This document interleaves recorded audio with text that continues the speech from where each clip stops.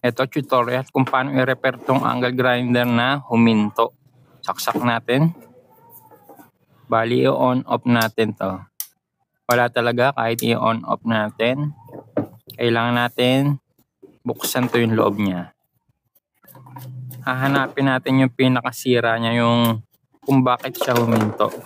Bali tanggalin ko muna yung carbon brush niya. Dito may matututunan kayo kung paano mag-repair ng angle grinder na huminto. Tanggalin ko naman yung dalawang tornilyo niya na nasa likod yung takip niya para makita natin yung switch niya. Tsaka yung ibang wire niya, yung ibang connection niya. Ito, tinanggal ko na. Tanggalin ko na rin yung ano nito, isa cord niya. Ang tatak nga pala nitong ano niya, yung angle grinder Hitachi. Magandang klase talaga yung mga Hitachi na angle grinder, matitibay. At saka matagal masira yung Hitachi. Talagang naluluma muna siya bago siya masira. Ito, tinanggal ko na yung switch niya. Ito yung unahin kong itest yung cord niya dyan sa plug niya. Dulo sa dulo, tsaka dito sa dalawang bakal na dyan. Nasa diode symbol nga pala yung ano ko, yung tester nakalagay. Check natin kung pumapalo. Ayun, pumapalo yung isang ano niya, linya. Pangalawang linya pumalo. Ibig sabihin, okay yung ano niya, yung cord. Ito naman yung switch niya. Ayun, pumapalo. Nag-on off siya. Okay yung switch niya. Walang problema yung switch niya. Tanggalin ko muna to yung ano niya. Yung sa ano niya, yung wire dyan. Yung may tornilyo. Yung ground.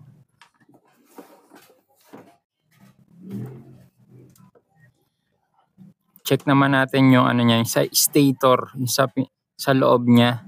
Yung connection niya, nakakonekto sa carbon brush. Diyan sa bakal na dyan. Pati dyan sa dyan.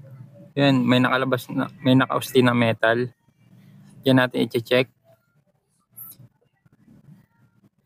Papuntang carbon brush, yung lagayan ng carbon brush. I-check natin kung may putol siya o wala.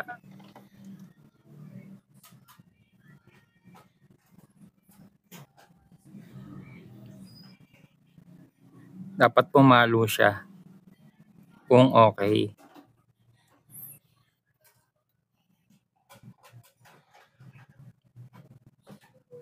Wala, di siya. Ayun, pumalo. Ibig sabihin okay yung isang linya niya. Dalawang linya rin to.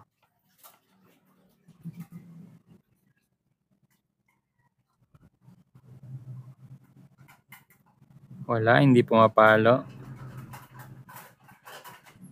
Ibig sabihin may putol sa loob. Yung stator niya. Yung winding niya sa loob. Hanapin natin. Bali, babaklasin ko na to.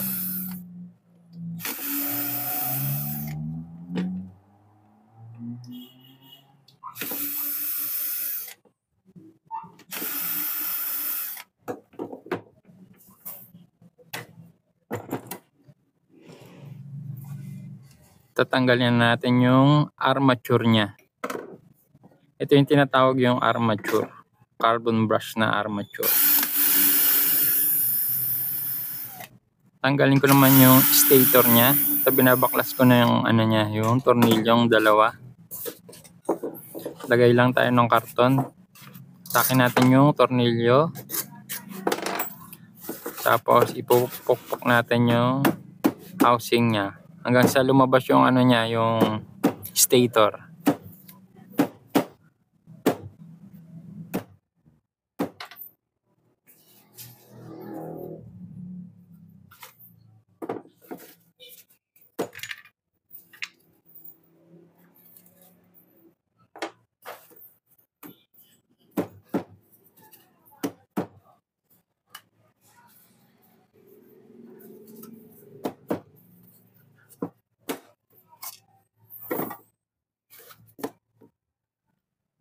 Ito na yung stator niya. Ito yung may problema kung ba't huminto yung angle grinder. Hahanapin natin yung putol nito. Gamit lang tayo ng digital tester. Madali lang ito matutunan. Mas maganda kung may tester kayo. Check natin. Nasa diode symbol to yung tester ko. Ayaw pumalo. Naglolock pa yung tester ko. Mukhang kailangan i-refresh tong tester ko. I-off ko muna. Tapos i-on para ma-refresh.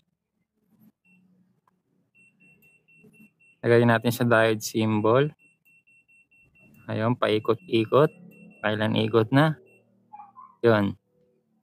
Sa diode symbol na, check natin yung stator kung may putol. Check natin yung tester. Ayan, pumalo. Ayan, pumalo.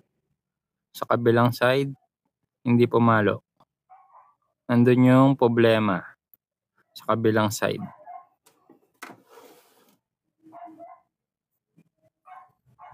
Maganda talaga yung gawa ng Hitachi. Ayun yung may putol. Yung nangingitim. Ayun, nakita nyo. Ayun yung wire niya na naputol. Bali, ano ko yan, yung babalatan ko. Tapos tatanggalin ko yung may epoxy dyan na kulay itim. Tapos hihinangin ko. Hanggang sa dumikit siya sa bakal. Para magka-connect uli siya.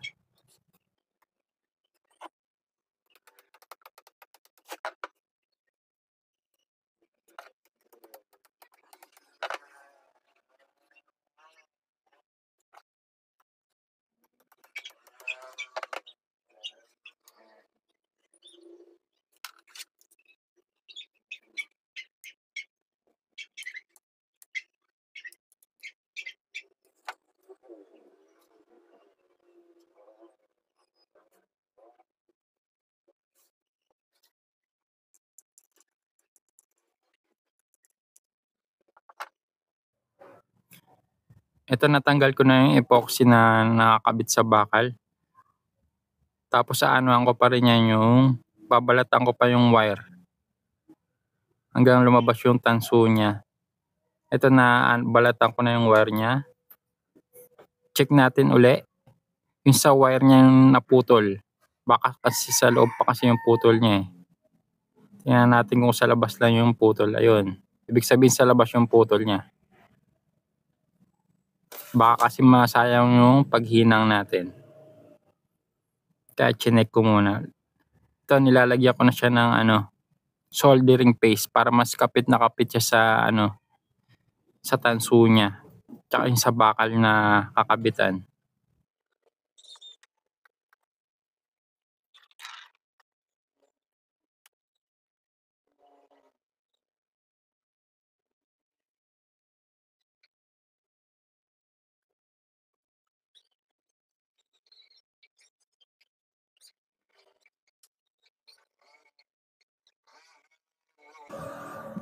Eto na, nahinang ko na yung naputol niya.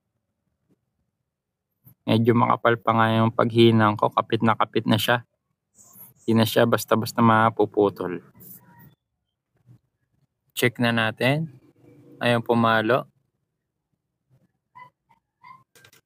Pumalo na. Then sa kabila. Ayan, okay na.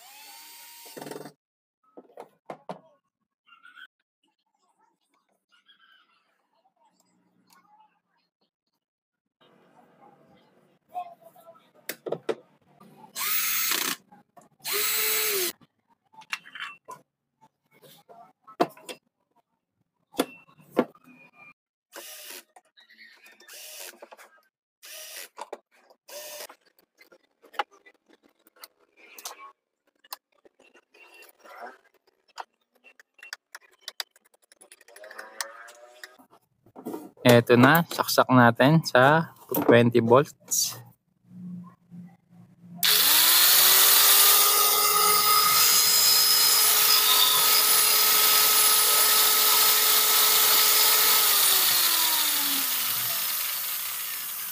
Ayun, okay na. Sana may natutunan kayo sa kung paano mag-repair ng angle grinder na huminto.